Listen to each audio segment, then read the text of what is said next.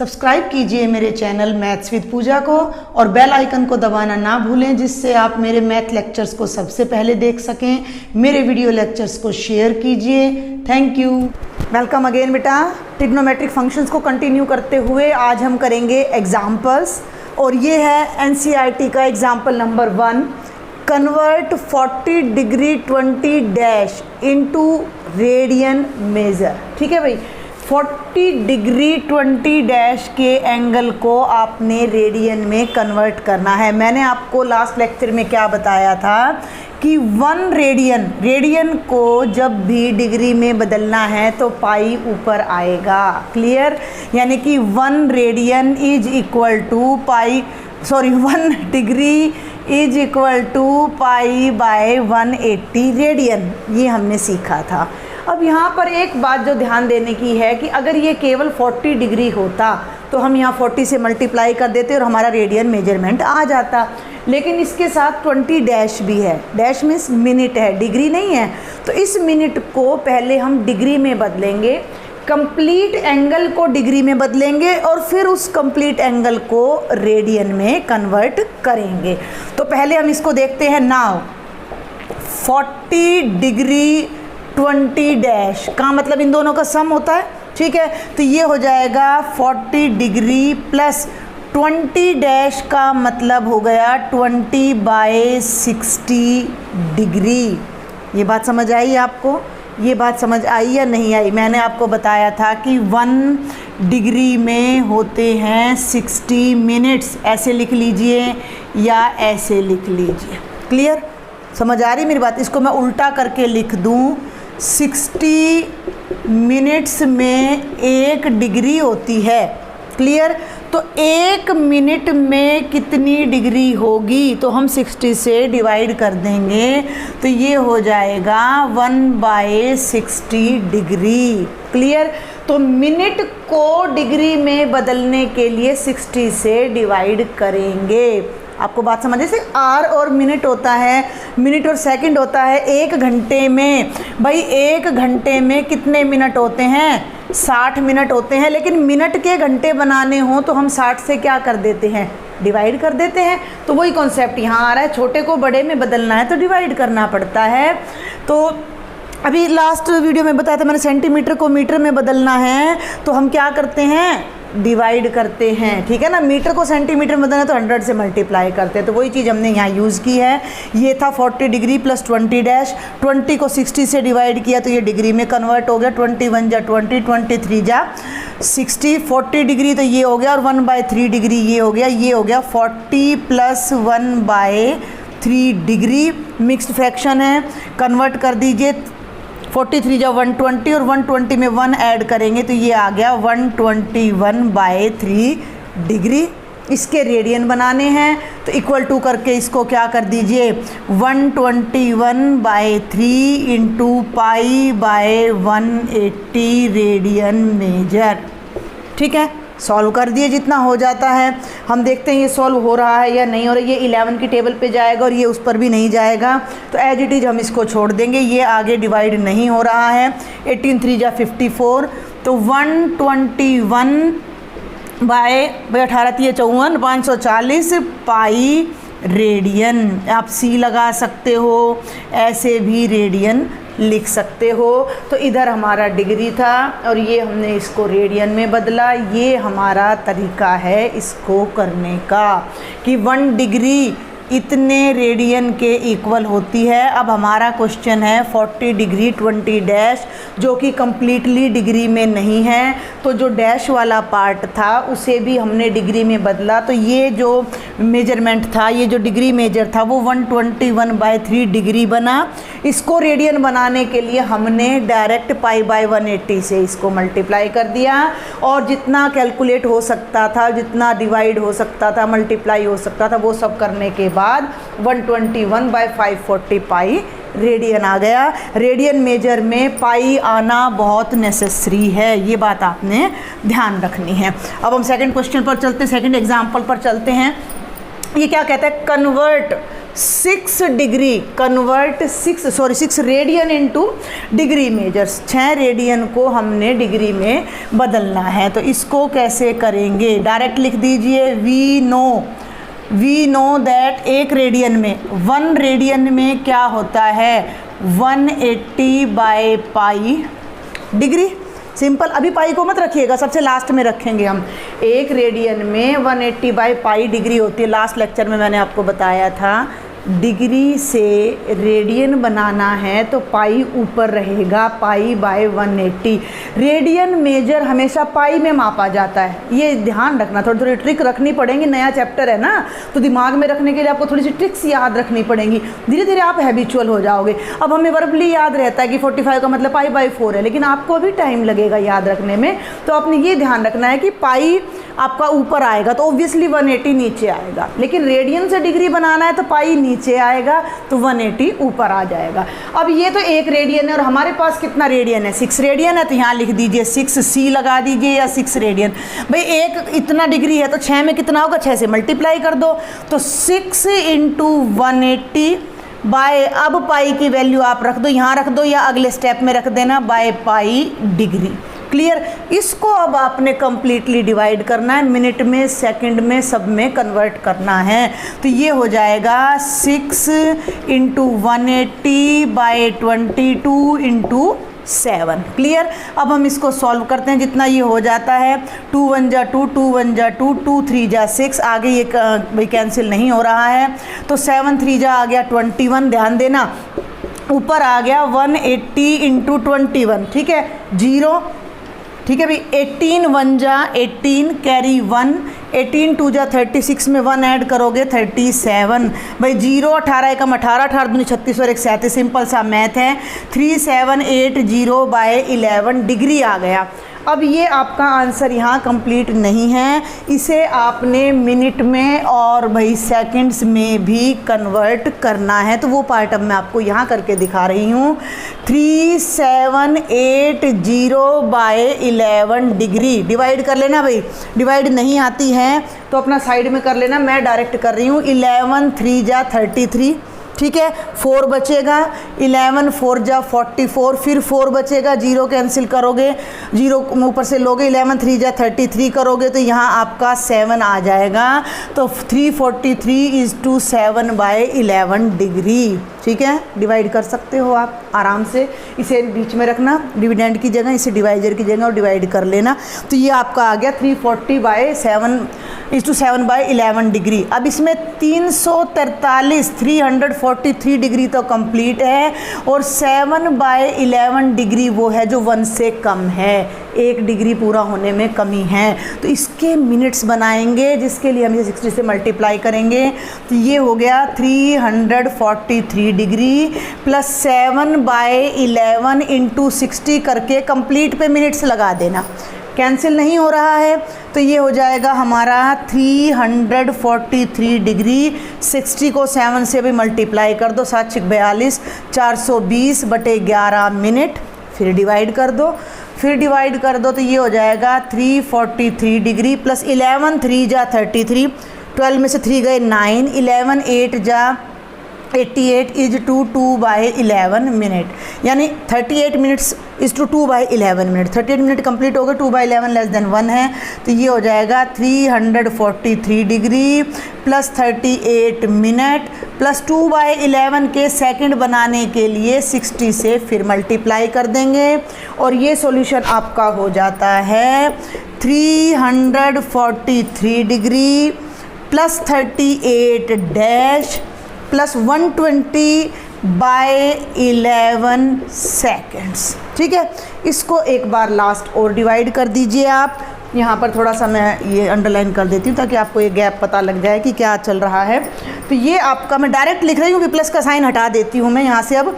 तो ये हो गया 343 डिग्री 38 डैश और 120 को जब आप 11 से डिवाइड करोगे तो 11 1 जा 11, भाई 120 को 11 1 जा 11, 1 0 0 और भाई ये डिवाइड तो होगा नहीं, और पॉइंट पर जाएगा तो 10.9 आएगा, तो लगभग आपका 11 मिनट्स आ जाएगा, 11 सेकंड्स आ जाएगा। तो ये आपका करेक्ट आंसर होगा 343 डिग्री 38 मिनट्स एंड 11 सेकंड्स। तो ये हमने 6 रेडियन के डिग्री बनाए हैं। ये है बेटा एग्जाम्पल नंबर 3। इसको स्टार्ट कराने से पहले मैं एक बात आपको क्लियर कर दूं कि जो बच्चे स्पेशली हिंदी मीडियम से आए हैं, और बल्कि हिंदी नहीं इंग्लिश मीडियम वाले स्टूडेंट्स को मैं कहना चाहूँगी कि आपको स्टेटमेंट को बड़े ध्यान से पढ़ना है। जब तक स्टेटमेंट और एक rough sketch of the question आपके माइंड में क्लियर नहीं होगा, तब तक आप क्वेश्चन अटैम्प्ट करने की सोचिएगा भी मत, ठीक है। स्टेटमेंट को 2 बार तो कम से कम 3 बार 4 बार भी रीड करना पड़ता है, उसको रीड कीजिए, अंडरस्टैंड कीजिए, देन आपने सॉल्यूशन स्टार्ट करना है। क्या है statement? Find the radius of a circle. जिन्हें एक बार में समझ आ जाती है वेल एंड गुड। तो find the radius of a circle, ये तो हमने फाइंड करना है। रेडियस सर्कल का रेडियस क्या होता है भाई? r होता है, जो कि हमने फाइंड करना है। इन विच किस में? सर्कल में। ए सेंट्रल एंगल ऑफ 60 डिग्री, एक सर्कल है, उस सर्कल में 60 डिग्री का सेंट्रल एंगल बना हुआ है। चलें आगे यहाँ तक। Intercepts an arc of length 37.4 centimetre, और पाई के प्लेस पर हमने 22/7 यूज़ करना है। मुझे तो ये स्टेटमेंट समझ आ गई। अब आपको नहीं आई है तो आपने 2 बार 3 बार जरूर स्टडी कर रीड करनी है ये। Find the radius of a circle, it means भाई एक सर्कल तो ज़रूर है, तो हमने ये सर्कल यहाँ बना लिया, उसका हमने निकालना है रेडियस। तो ये सेंटर ले लिया भैया, और ये आ गया उसका रेडियस, जो कि हमने निकालना है, पता नहीं कितना है। आगे क्या है? इन विच किस में? सर्कल में, ठीक है। A central angle of 60 degree, centre पर 60 डिग्री का एंगल बना हुआ है, तो कोई भी कहीं भी बना लीजिए। मान लीजिए मैंने ये बना लिया, और ये एंगल मैं कह रही हूँ कि 60 डिग्री का, इसको कोई नाम दे दो, ए बी, और सेंटर को ऑलवेज हम लगभग ओ नाम से डिनोट करते हैं। तो यहाँ जो 60 डिग्री का एंगल बन रहा है ना, अब इस बात को समझना है, वो angle intercepts an arc of length 37.4 centimetre. ये एंगल एक आर्क बना रहा है जिसकी लंबाई 37.4 सेंटीमीटर है। ये एंगल ये वाली आर्क बना रहा है, साफ तौर पे हमें दिखाई दे रही है कौन सी आर्क बना रहा है? ए बी आर्क बना रहा है। इस एंगल के जो दोनों एजिज हैं, मैंने एजिज वर्टेक्स सब बताया था फर्स्ट लेक्चर में। ये एंगल ए ओ बी है, ओ इसका वर्टेक्स है, ओ ए ओ बी इसके एजिज हैं, और ये दोनों एजिज जहाँ मिल रहे हैं वो आर्क ए बी बन रही है। और इस आर्क ए बी की जो लेंथ है वो 37.4 सेंटीमीटर है। तो हमने इस सर्कल का रेडियस फाइंड करना है। बिल्कुल इजी क्वेश्चन है, लेकिन 2 बातें दिमाग में रखनी है। आपको मैंने इससे लास्ट लेक्चर में बताया था कि एक रिजल्ट है हमारे पास कि L/R is equal to theta, जिसमें L होती है length of the arc of a circle, R होता है radius of a circle, theta होता है central angle of the circle subtended by a given arc. यहाँ तक समझ आया? लेकिन उसमें 2 बातें जो ध्यान रखने की हैं वो ये हैं कि L और R की यूनिट सेम होनी चाहिए। अगर ये सेंटीमीटर में तो ये भी सेंटीमीटर में होगा। दूसरी बात जो आपने ध्यान रखनी है कि जो सेंट्रल एंगल है वो डिग्री में नहीं होता, वो रेडियन में होता है। ये हमने रेडियन को पढ़ा कहाँ है? मैंने शुरू में रेडियन बताया जब मैंने बोला था कि it is circular angle, circle पे समझते हैं हम रेडियन को।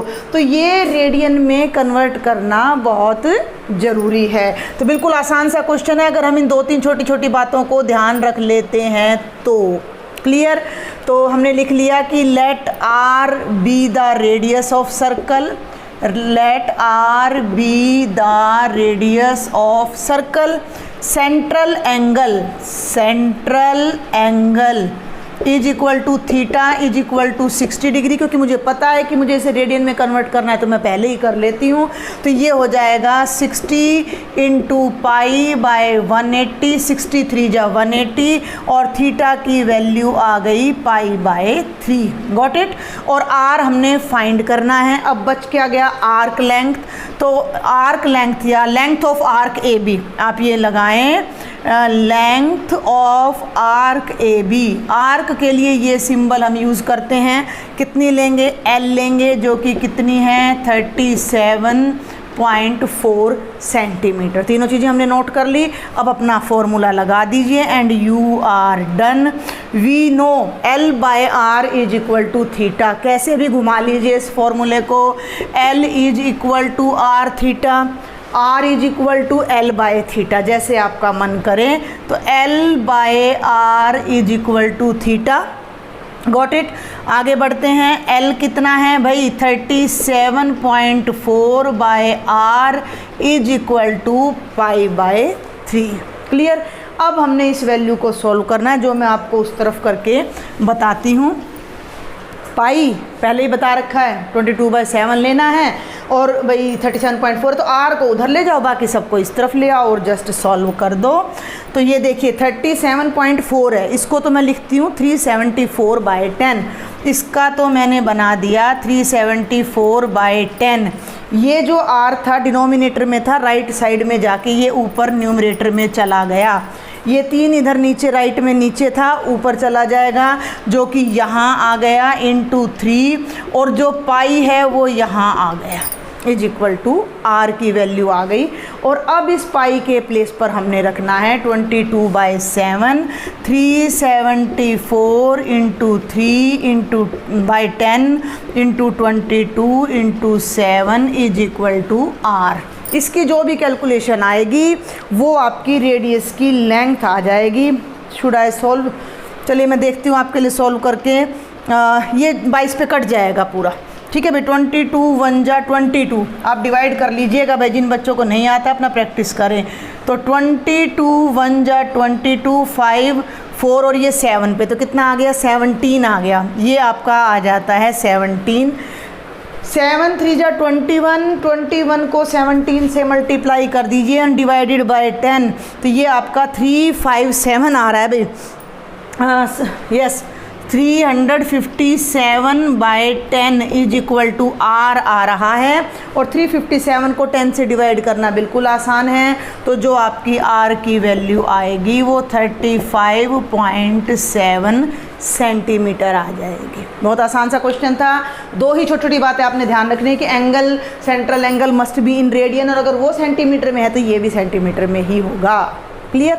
ये है बेटा question number 4। The minute hand of A watch is 1.5 centimetre long. घड़ी की सुइयाँ आपने देखी होंगी, सबके घर में घड़ी है। अभी भी आप पढ़ रहे हैं, घड़ी के सामने बैठकर देख सकते हैं इस क्वेश्चन को। आपकी घड़ी में 3 सुइयाँ होती हैं, एक आपको सेकंड दिखाती है, एक आपको मिनट दिखाती है, और एक आपको घंटा आवर हैंड दिखाती है। तो the minute hand of A watch, एक घड़ी है, उसका मिनट हैंड 1.5 सेंटीमीटर लॉन्ग है। घड़ी की शेप चाहे कोई भी हो, जब भी घड़ी की सुइयाँ घूमती हैं तो ऑलवेज एक सर्कुलर पाथ पर घूमती हैं। तो वो जो मिनट हैंड जब घड़ी की घूम रही है, मिनट की सुई, तो वो जो पाथ बना रही है वो सर्कल बन रहा है, तो वो मिनट हैंड उस सर्कल का क्या हो गया, रेडियस हो गया। अब ये क्वेश्चन मैं आपको जस्ट इसके डाउट्स क्लियर करूँगी, सॉल्व आप कर लीजिएगा। कि ये देखिए, ये सेंटर है और ये मिनट हैंड है आपका, तो ये जब घूमा पूरा तो इसने ये सर्कुलर पाथ बनाया, तो ये कितना है 1.5 सेंटीमीटर, 1.5 सेंटीमीटर। इट मीन्स जो आपका radius of the circular path है वो 1.5 सेंटीमीटर, 1.5 सेंटीमीटर। क्लियर यहाँ तक? How far does its tip, tip यानी कि upper part of the watch, how far its tip move in 40 minutes. अब यही सारा खेल है बस समझने का। ये घड़ी है, यहाँ 12 है, यहाँ 6 है, यहाँ 7 है, इधर 8 है, और इधर आपका 9 है, इधर आपका 3 है।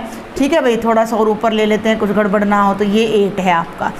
अब ये मिनट की सुई यहाँ 12 पे है भैया, 12 पे है, और 40 मिनट के बाद, 40 मिनट के बाद ये ऐसे सरकते हुए कहाँ आ जाएगी, 8 पर आ जाएगी। 5 8 40, ये डिस्टेंस उसने कवर की है, ये एंगल कवर किया है। और मिनट हैंड कैसे घूमी है, अब इस बात पे भी आप ध्यान देना, थोड़ा सा बस समझने का खेल है बेटा ये सारा। ये मिनट हैंड है, ये मेरी घड़ी है, ये मेरा जो मार्कर है, इसको आप मेरी घड़ी की सुई समझ लो। ये मेरी घड़ी की सुई ऐसे ऐसे ऐसे घूम रही है। तो कैसे घूम रही है ये सुई? ऐसे घूम रही है भैया, ऐसे ऐसे ऐसे, ये देखो ऐसे घूमती जा रही है ये सुई मेरी। और ये रास्ता इसने तय कर लिया, इसकी टिप ने।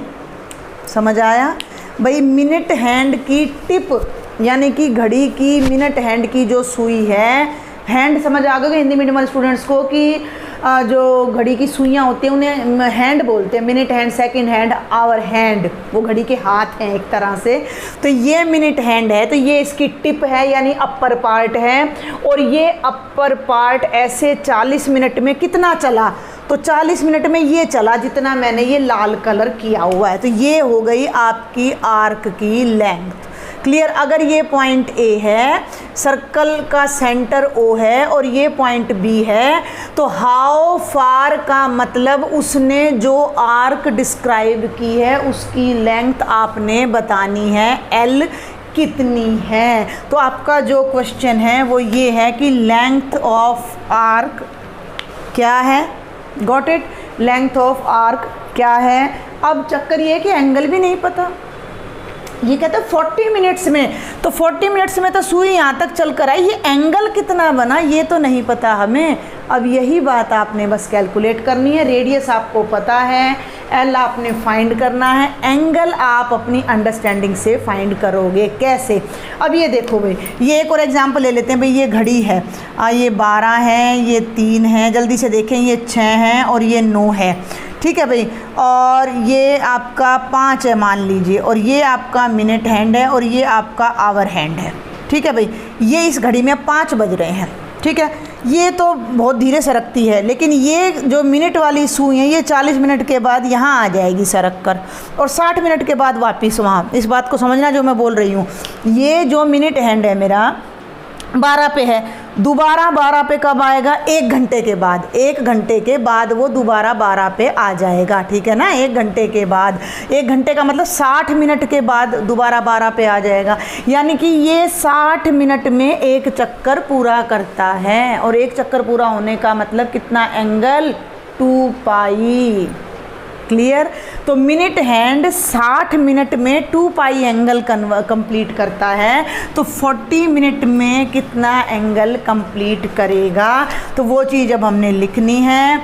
एंगल कंप्लीटेड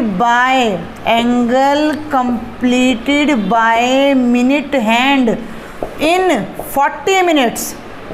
ठीक है भाई, 40 मिनट में वो कितना एंगल पूरा करेगा? तो ये सिंपल सा मैथ है कि भाई 60 मिनट में पूरा एक चक्कर लगा लेती है मिनट की सुई 60 मिनट में, 1 घंटे में पूरा चक्कर लगा रही है। ठीक है ना? 1 घंटे में 360 डिग्री का कोण बना रही है।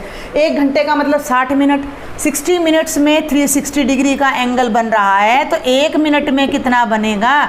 360 की जगह भाई मैं 2 पाई लगा लेती हूँ, 2 पाई का, तो 1 मिनट में 2 पाई बाई 60 का, और 40 मिनट में कितना बनेगा?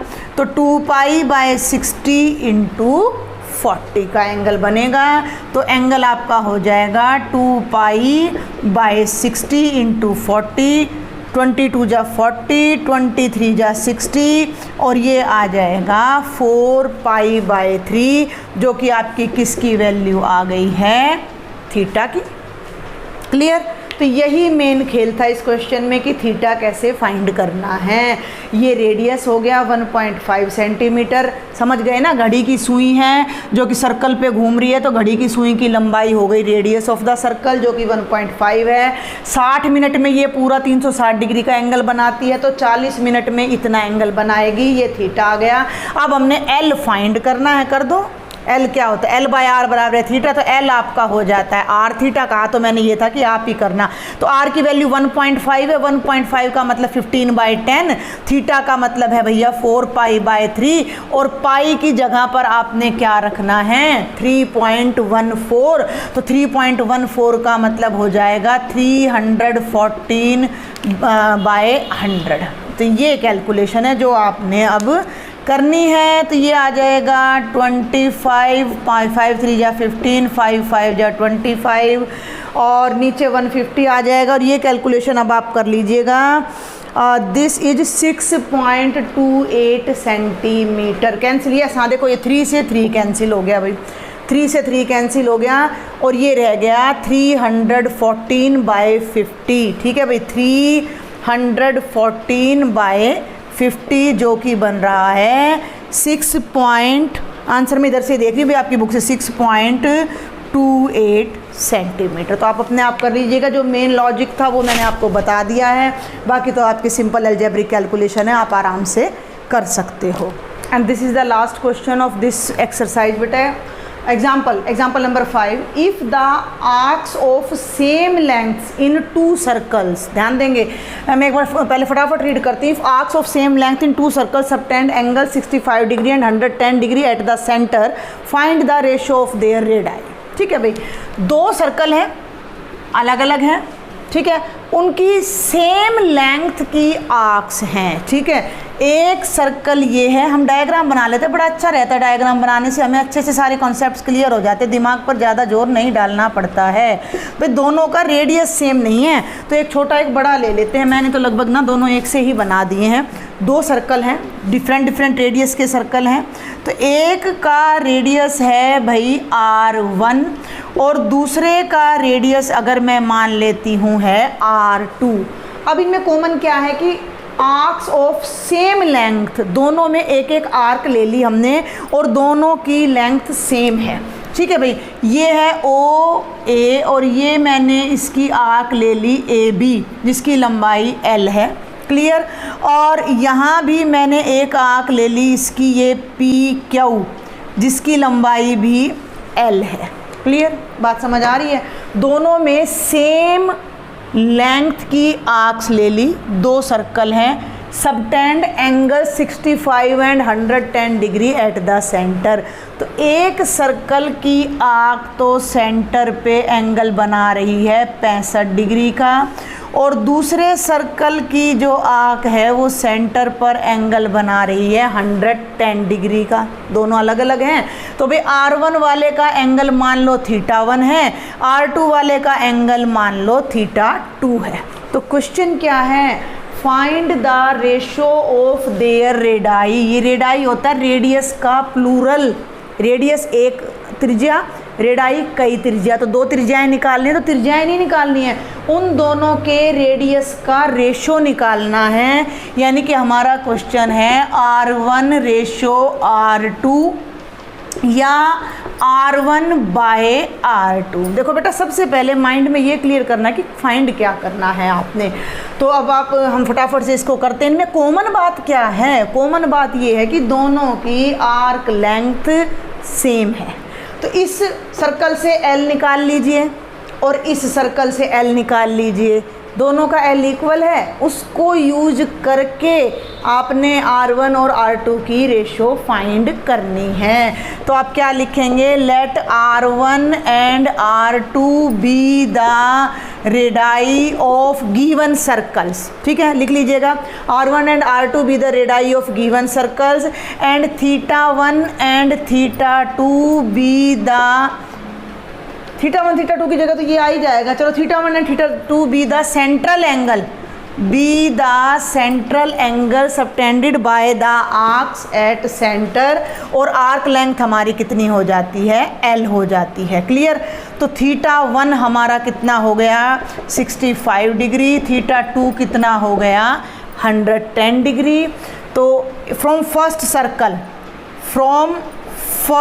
सर्कल हमें क्या पता है? L इज इक्वल टू क्या होता है? R θ होता है। अब एक बात आप भूल रहे हो, थीटा किस में होना चाहिए? रेडियन में होना चाहिए। तो L हमारा क्या हो जाएगा? R1 θ1। ठीक है, R1 और θ1 है 65 डिग्री, तो इसको रेडियन में बनाने के लिए मैंने कर दिया इंटू π/180। आप चाहे तो यहाँ कर लें, नहीं तो यहाँ तो कंपलसरी आपने करना है। इसको आप ऐसे ही रहने दो, मैं तो ये सजेस्ट करूँगी कैंसिल ही ना करो। तो ये आ गया 65 π/180 R1। ध्यान देंगे भाई, ये किसकी वैल्यू आ गई? आर्क की लेंथ आ गई। फर्स्ट सर्कल में L की वैल्यू आ गई। क्लियर है? सेकंड सर्कल पे आ जाओ। फ्रॉम सेकंड सर्कल, उसमें भी उतनी ही लंबाई है आर्क की। L इज इक्वल टू क्या हो जाएगा? R θ। फिर से L आपका R θ यानी कि R2 थीटा 2, R2 तो हमें पता नहीं कितना है, और थीटा 2 आपका कितना है 110 डिग्री है, तो इसको लिख दीजिए 110 इंटू में पाई बाय 180। यहाँ भी कैंसिल मत कीजिएगा, क्यों नहीं करेंगे अभी मैं बता रही हूँ, आगे हमें कैलकुलेशन आसान हो जाएगी। 110 पाई by 180 R2, this is equation number 2। यहाँ तक कोई डाउट हो तो आप बताएं मुझे। हमें 2 सर्कल्स दे रखे थे, आपको डायग्राम की बिल्कुल ज़रूरत नहीं है, मैंने सिर्फ आपको समझाने के लिए डायग्राम बनाया है। एक सर्कल है जिसका रेडियस R1 है और उसका सेंट्रल एंगल 65 डिग्री है, जिसकी आर्क लेंथ L है। दूसरा सर्कल है जिसका रेडियस हमने R2 मान लिया, आर्क लेंथ L ही है, लेकिन क्योंकि रेडियस अलग है तो एंगल भी अलग होगा, तो वो 110 डिग्री है। और दोनों की रेडियस की हमने रेशो निकालनी है। कॉमन पॉइंट क्या है कि दोनों की आर्क लेंथ सेम है। तो पहले सर्कल से भी हमने ये वाला फॉर्मूला लगाकर आर्क की लेंथ निकाल ली L, दूसरे सर्कल से भी ये वाला फॉर्मूला लगाकर हमने आर्क की लेंथ निकाल ली L। ठीक है, 2 इक्वेशंस आ गई। अब मुझे ये बताइए कि लेंथ तो दोनों की सेम है, लेंथ तो दोनों की सेम है, तो किसी भी सर्कल से आप निकाल लीजिए, वो सेम ही होनी चाहिए ना। तो 1 और 2 की जो वैल्यू है वो इक्वल होनी चाहिए। 1 must be equal to 2, but 1 is equal to 2। Clear? तो इन्हें एक दूसरे के इक्वल रख दीजिए, क्योंकि दोनों की आर्क लेंथ सेम है भाई, दोनों L हैं। तो लेफ्ट में आ जाएगा 65 pi by 180 R1 is equal to 110 by 180 pi into R2। अब हमें यहाँ फ़ायदा क्या होगा, 180 से 180 कैंसिल हो गया, पाई से पाई कैंसिल हो गया, और आपके पास रह गया 65 R1 is equal to 110 R2। Find क्या करना है, R1 रेशो R2, रेशो नहीं निकलेगी, R1 बाय R2, ये भी रेशो है, R1 बाय R2। तो बाय के लिए इस R2 को लेफ्ट में ले आइए और 65 को राइट में ले जाइए, तो R1 और ये R2 नीचे आ जाएगा, is equal to 110 by 65। Cancel कर दो, 5 2 जा 10, 5 2 जा 10, 5 1 जा 5, 5 3 जा 15। यस, बिल्कुल सही है ये, तो इट इज़ 22 बाय 13, ये आपका आंसर आ जाएगा। आप ऐसे भी लिख सकते हो कि R1 ratio R2 is equal to 22 ratio 13, and that's the last example of exercise 3.1। कोई भी डाउट है मुझे कमेंट बॉक्स में लिखें आप, और इस एक्सरसाइज के क्वेश्चंस को आप ट्राई करें इन एग्जाम्पल्स की हेल्प से, और मेरे वीडियो डालने से पहले आप उन क्वेश्चंस को ट्राई करें। कोई डाउट है तो मुझे व्हाट्सएप ग्रुप में लिखें, कमेंट बॉक्स में लिखें, ताकि मेरा वीडियो आने से पहले आप इनसे गो थ्रू हो जाएं, ताकि आपकी प्रैक्टिस अच्छे से हो जाए। Thank you.